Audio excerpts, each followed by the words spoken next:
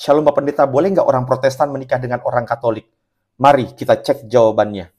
Saudara, ini merupakan pertanyaan yang sudah sering juga ditanyakan dan kita harus tahu pada prinsipnya dalam pernikahan bahwa gelap dan terang tidak boleh bersatu. Bahkan dalam pacaran juga seperti itu. Tetapi apa yang dimaksud dengan terang? Terang itu adalah ketika seseorang menerima Yesus sebagai Tuhan dan Juru Selamatnya. Maka siapapun Anda, ketika Anda percaya kepada Yesus sebagai Tuhan dan Juru Selamat, maka kita adalah anak-anak terang. Jadi, mau beribadah dimanapun, selama pengakuan itu tidak diganggu-gugat, kita sama-sama anak terang. Kecuali dia adalah orang saksi Yehova yang tidak mengakui Yesus sebagai Tuhan. Tetapi tidak serta-merta langsung hal itu bisa dilakukan. Kenapa? Karena memang ada beberapa orang yang menganggap bahwa gerejanya lebih spesial dibandingkan gereja yang lain.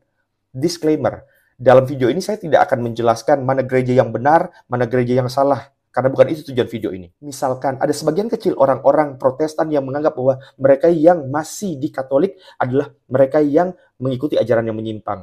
Ada sebagian kecil orang-orang Katolik yang menganggap bahwa Protestan bukanlah masuk dalam jemaat atau gereja yang yang kudus. Beberapa orang Advent bahkan menghindari menikah dengan orang non-Advent. Kenapa? Karena yang tidak beribadah pada hari Sabat bukanlah umat pilihan. Begitu juga dengan orang-orang Baptis misalkan, yang menganggap bahwa orang-orang non-Baptis bukanlah orang yang hidup dalam pertobatan. Orang-orang Pentakosta bahkan menganggap bahwa mereka yang tidak aliran Pentakosta, karismatik, mereka belum lahir baru.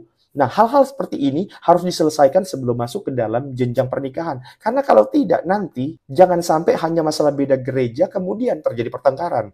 Dan saya sendiri selalu menyarankan ketika sudah menikah, maka ada baiknya suami dan istri itu beribadah di gereja yang sama. Kenapa? Karena dalam gereja itu ada pelayanan keluarga, konseling pernikahan, pembaptisan anak, dan lain-lain. Semoga ini bisa menjawab. Saya Gary Tengker. Tuhan Yesus memberkati setiap kita. Shalom.